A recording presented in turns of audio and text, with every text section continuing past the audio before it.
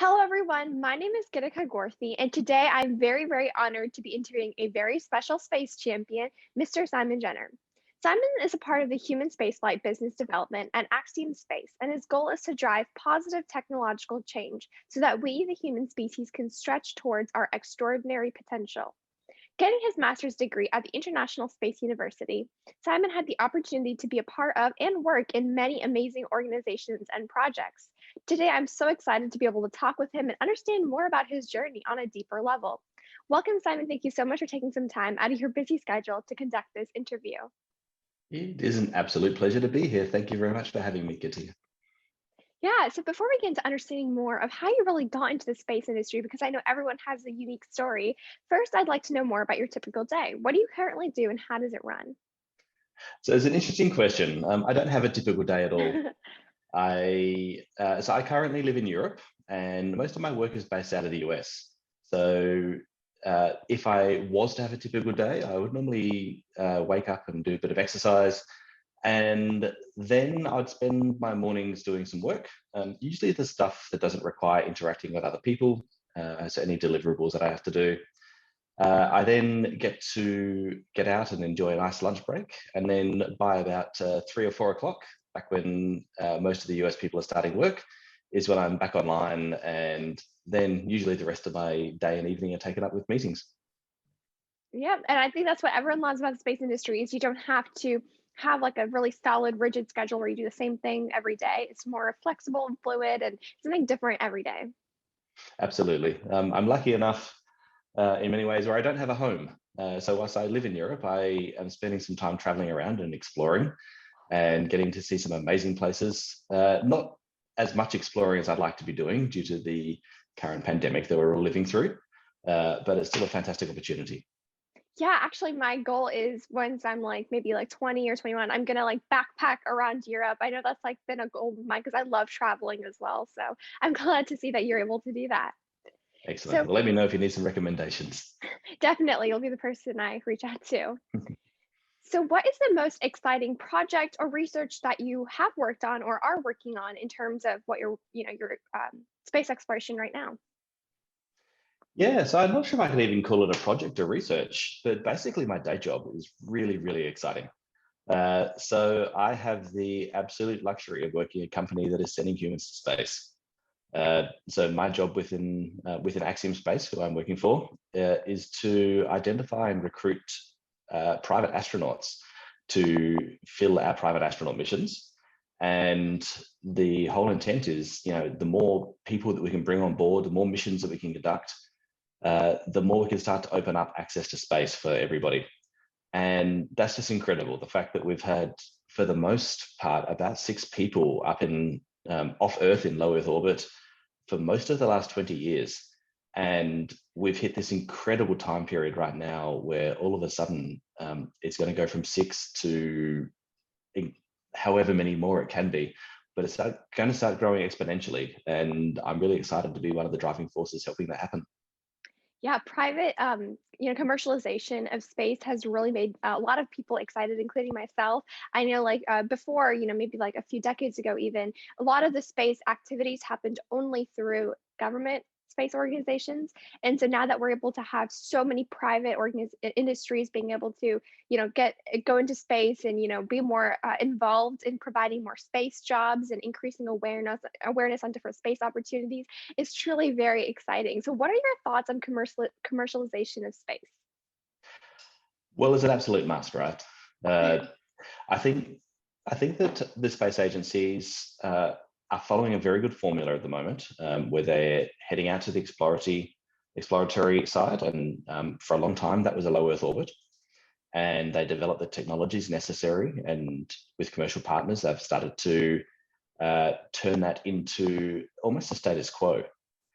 And now they're getting to the point where they can step further. Of course, right now, Moon is the next big goal, and then following that is going to be Mars. So I think, of course, commercialization needs to happen, and the movement, almost the leapfrog that the government exploratory services are undertaking opens the room there for commercial partners to step in and and take control and create a really thriving economy. So LEO, of course, is the best example of this. We've already seen it with launch services, and we've seen it with satellites. And hopefully after LEO, we're going to see it with the moon. Yeah, I'm really excited about the future missions that we have and like colonization as well, and how there's so many also like job opportunities. I feel like before space had this almost barrier where a lot of people felt that it was harder to get into the space industry. But definitely with the commercialization, I can see that more awareness on job opportunities and different like consulting companies and firms are opening up. And really, it's just becoming a much more inclusive and diverse field. Absolutely agree with you here. Yeah. So, what technological, because I know you focus more on the technology aspect, what technological change do you think needs to happen for us, the humans, to discover more in space? That's a great question. So I think there's two things right now. One of the big things that we need to overcome is how we're going to protect ourselves from radiation as we move further into deep space exploration. And the second is how we're going to feed ourselves. And there's been a lot of great groundwork that's happened with both of those through the various research that's been happening in low Earth orbit aboard the ISS. And I really think there's some amazing opportunity for the commercial partners to step in for both of those and start offering some really effective and hopefully hopefully successful solutions. Yeah. And that's going to really enable us as a human species to take those next steps.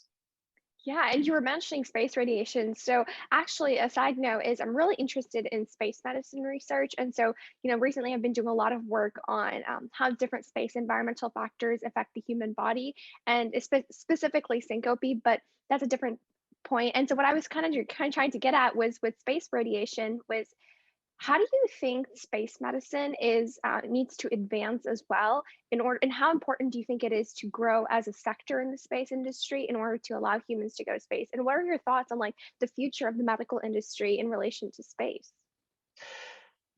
There's a lot of big questions in there. Yeah. Sorry. We don't have enough data. We have a number of astronauts, but there's still less than 500 people that have ever been to space.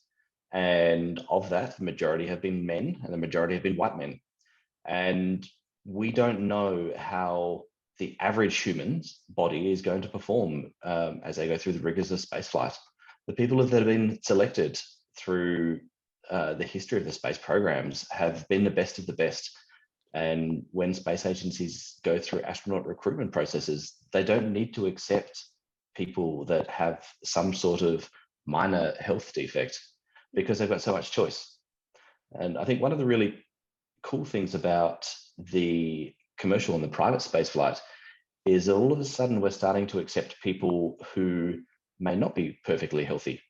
They have 2 arms, 2 legs, and or even in the future with some of the programs that are happening, that may not be the case, as we see some para astronauts go to the stars.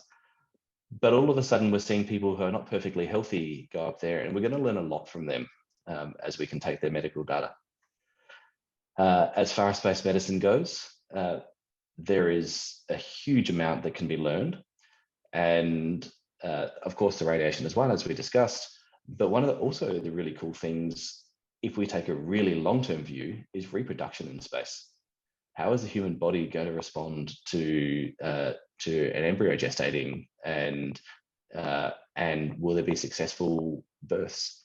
There's been very little research. There's been some research into multi-generational evolutions through insects and through fish, from what I understand, but very little when it comes to mammalian research. So we've got a long way to go there. Yeah, definitely. I think those are some really interesting points you bring up. I mean, First off, I think being able to send diverse individuals to space is really exciting. I definitely agree. When they go through astronaut selections, they pick the best of the best who are very fit, they constantly exercise. And in the future, we're thinking of like space tourism. And when we get into like colonization and tourism, we can't just send the best of the best always. We have to be inclusive and diverse because everyone can be a part of space. And so being able to, learn and understand how to grow from that using like AI and technology incorporated into medicine as well to help humans up there to, have certain suggestions or tips or advice and being able to like support everyone is really important. And I know like the space medicine sector really excites me because the future is it's so broad and open. Absolutely, absolutely. And then, of course, we get into telemedicine there as well. And as we develop Yeah, technologies for telemedicine on Earth, they have an amazing application there in space. yeah, yeah. I think like these days, artificial intelligence has really been used a lot in medicine here on Earth, but being able to use that in also helping people in space, whether it be like psychology wise or physiology, helping them first off know if their body is doing okay, regular vital sign checks, or also even helping them make decisions up in space when they're under so much stress. It is really, I think it's going to be very beneficial. Concur. Yeah. So now that we got a better insight onto some research and your interest in space and your viewpoints, now I'd like to learn more about your space journey. So, did you always imagine yourself in the position you are in today? Absolutely not. So, if you haven't picked up from the accent, I'm Australian. And as I grew up in Australia, we have had some Australian astronauts, or we had some Australian astronauts, but it was such a rare opportunity for anybody to work in the space industry that it was basically it was not a viable option for most people. Mhm. So I went down a different path. I went and studied civil engineering at university. That took me into various project management roles, and I spent most of my first career working in the waste management and recycling sector. So I was working with companies to reduce their waste to landfill, improve the types of recycling available for their products, and a very, very different uh, Oh, yeah. field, of course, to space. Yeah. But after working for a company for just over 10 years, I finished up with them and then decided to take some time off and work out what it is that I wanted to do for my next career, knowing that I didn't want to go back to that industry. And I knew it was going to be something in some sort of future technology. It could have been AI, it could have been robotics, advanced human longevity. And the timing just aligned really, really well. At the time, Australia was just about to announce the creation of their space agency, which has now been running successfully for a couple of years. And they had when they did announce, they had a intent to triple the size of the space economy and double the size of the workforce. And that worked out really well because I knew that they would need people that had management experience, people that had worked in a large corporation. And it was really refreshing to enter the space field, bringing that with me. Yeah. So yeah, I took that time off. I went and networked very, very hard. Yeah. I met a lot of the key people in the Australian industry, and from there, a lot of them recommend some further study to get in and join the industry. And having done so, that allowed me to open my site up to working in non-Australian companies as well. Wow, I'm really glad that journey kind of led you to work in the space industry. It's really nice how things work out and you kind of look back and you're like, wow, that was a good decision. And so were you always interested in space as a young child, or was it something that you just, read about, were interested, but never really thought of it as a career? Yeah, I was a pretty typical nerd kid. So Mhm. I was very interested in space, robots, and dinosaurs. So So you were it's always not a into surprise for space. me. Yeah, yeah. The So as a child, I was very interested. It was probably something which I followed less as I grew into my adulthood and then started working. But what I found, and this is one of the reasons that I decided to look for a new career in the future tech industry, is that whenever I was procrastinating, whether it was, I had this a boring report to write at work, or some extremely meaningful life task that I had to do outside of work and just couldn't be bothered doing at the time, I looked at what I would be doing as I was procrastinating, and it was almost always looking up some really cool stuff on the internet about space, some really cool stuff about what's happening in the futurism type fields. And I suppose that's what's led me where I am here today. Yeah, I'm really glad you were so passionate about space and you're able to do that. I mean, and being able to first off educate. I mean, you were mentioning how space you really enjoyed as a younger kid, and then it slowly kind of almost disappeared from your life, even though you had that passion for it. And I feel like a lot of students go through the same situation as you due to the like lack of awareness, or it's not really built into like education systems about that career. I mean, for example, in high school, you take your math and science classes, but all you talk about in those STEM classes and has usually nothing to do with space unless you're in physics class. And it's just very different environment. And that's part of the reason why I started Ignited Thinkers is to provide that space opportunity and incorporate like space education into like school curriculums, really trying to like push for it because I think space is like a huge part of all of our lives, whether it be the technological aspect, medical, the marketing, business side, policy, every industry is in space. And so being able to show that to children is really important, especially in the future when we want to do so many exponentially bigger things. And so my next question for you is how early were your passions identified, which you kind of answered, and did they ever change over time? So you said you're always interested in space, but how did you kind of like find a different career path that you wanted to go into? Yeah, so I think I maybe have answered a little bit, so I won't go back and repeat that. I suppose it was in my preteen years that I was really interested in space. I do remember spending some time when I was living in a very remote town, and the best friend I had there, we spent ages putting together a space shuttle Lego set, and that was fascinating to me. And the fact that this was, we're building something which is a replica, somewhat of a replica of something which is quite literally flying to space was incredible. So I think I've carried it through with me. As I said before, it's something which definitely lost focus. And I was really glad for the opportunity to be able to take some time as a career break in order to have another look at what I really cared about.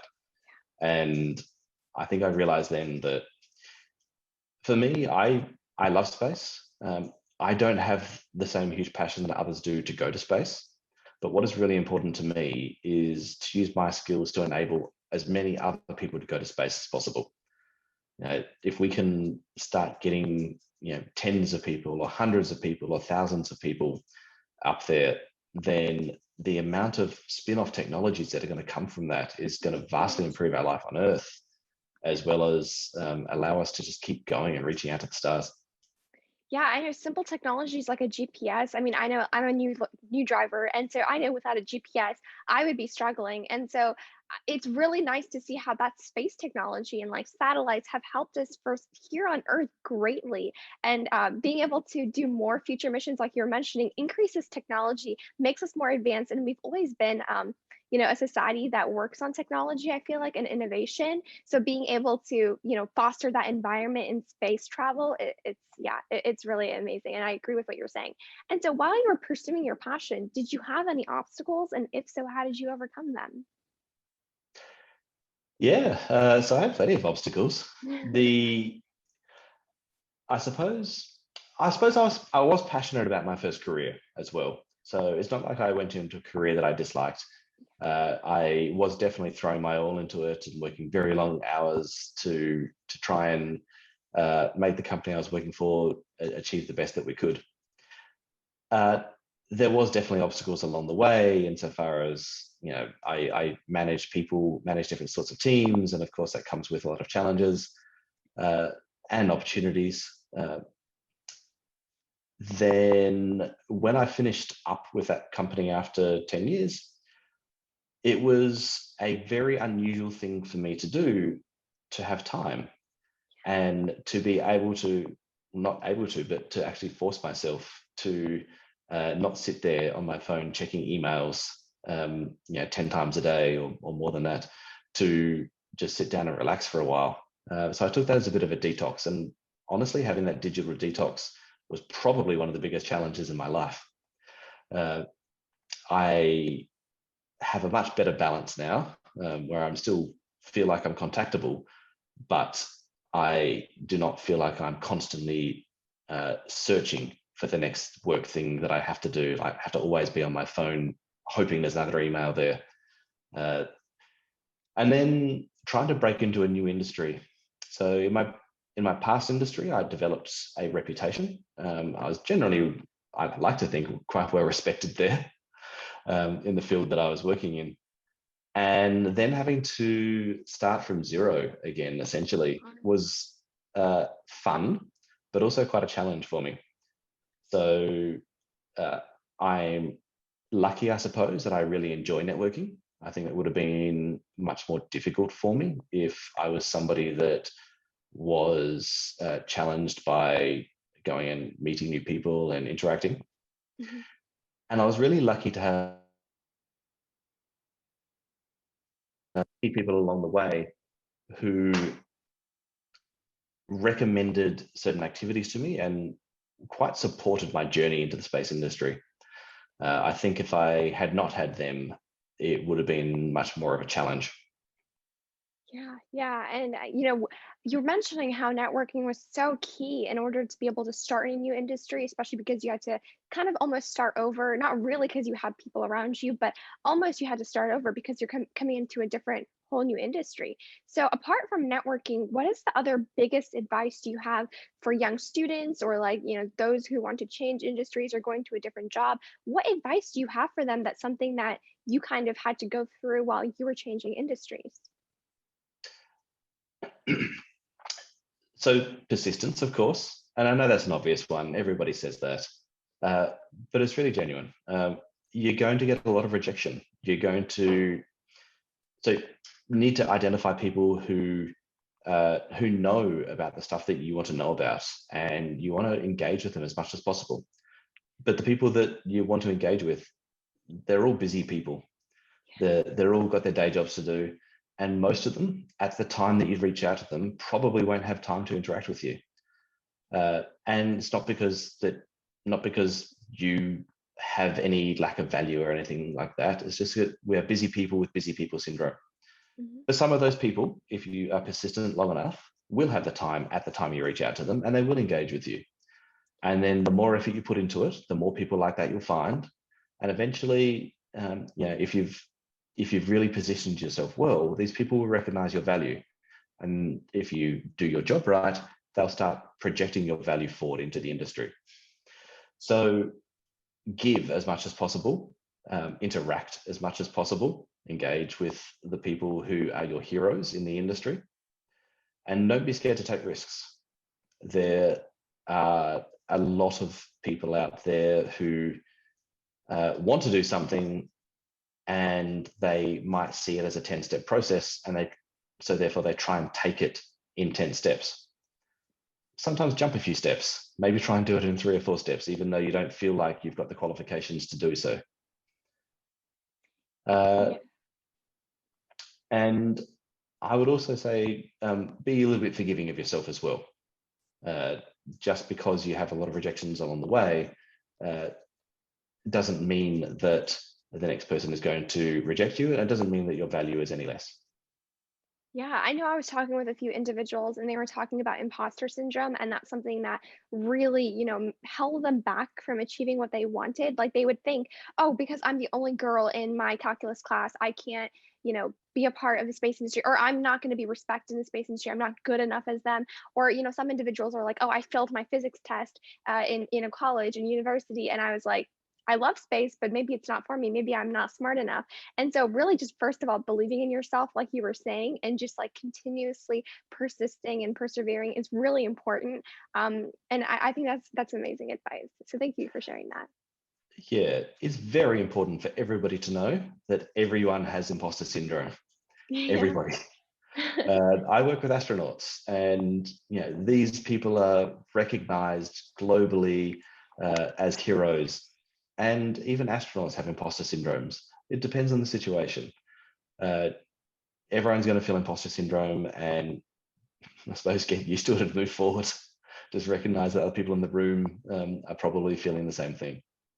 Yeah, I think that's really good in perspective to have. I was like thinking about this because I was like, sometimes I feel like we can have a lot of self-doubt, and then the little voice in the back of our head is always, there's like a good voice, but then there's also that bad one that kind of overtakes sometime. And always just trying to like get out of that situation and like try thinking about even like the 1% or two, three people who support you, and thinking about how they believe you is it's really important to just keep that like positive thinking, when taking tasks forward. And so that kind of leads me to my next question was there like a mentor, an internship, a volunteer role that assisted you in achieving your dreams? Because I know you were mentioning there were two, three people who were key in helping you get into the space industry.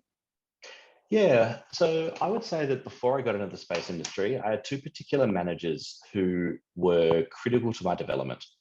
Both of them saw something in me more than what I saw in myself, and I was uh, I was promoted, sometimes quicker than I wanted, but I was promoted through my career because in their eyes, I demonstrated competence, or more than just competence, and they thought I could do the role.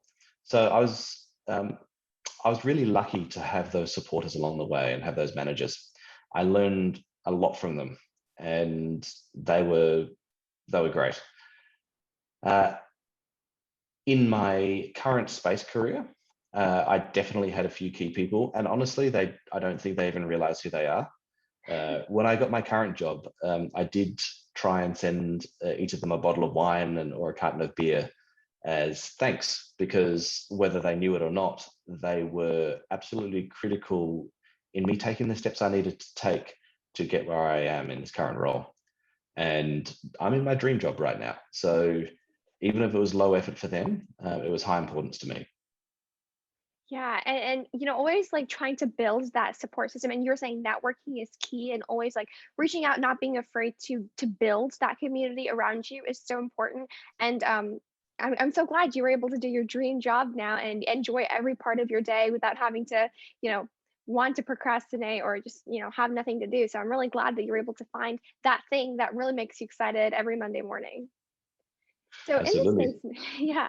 So in the space industry, every day I check social media or I get like newsletters or read magazines. I feel like every day something is changing and there's always new information. So how do you keep up with, the vast knowledge that comes out every day with the space industry? Yeah, that is a good question. Uh, I spend a lot of my non-working time reading space articles and just trying to keep up with what's happening. I am focused, of course, on human spaceflight, so I try and manage what I'm researching and keeping up on to human spaceflight, to make sure that I'm familiar with that. But also, I need to keep in touch and keep aware of what's happening in the lives of our future customers. So, yes, that is a really wide thing to do, and really hard thing to do. The group of potential future astronauts is massive. So it's a challenge. I would say that I don't keep up with all of it, but I keep up with as much as I can. I'm lucky that it interests me. So it is leisure for me to do so.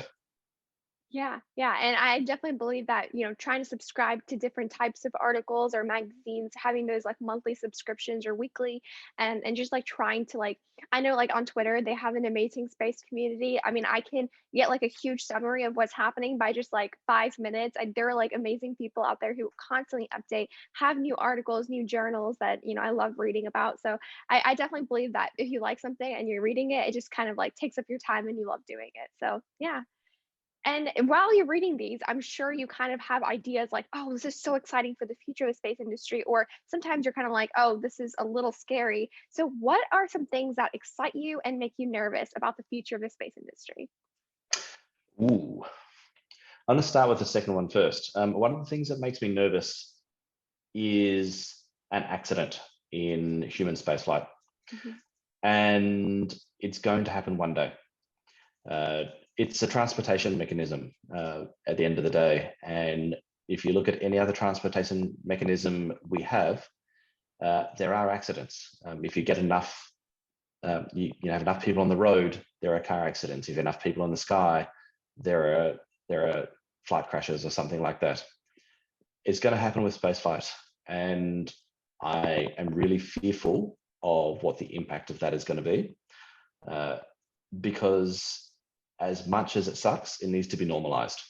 As we normalize car accidents, doesn't mean that we shouldn't be managing the safety to the maximum, but what it does mean is that when that inevitable accident does happen, we should take the learnings from it and use that to keep moving forward faster rather than stopping everything and moving slower. That's what scares me the most, absolutely. What excites me?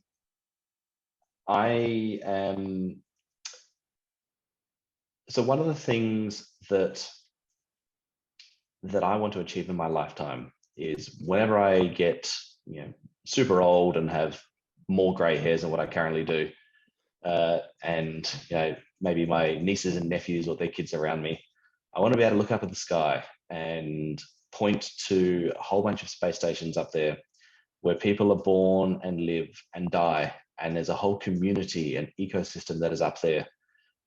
And I want to know that I've had something to do to help make that happen.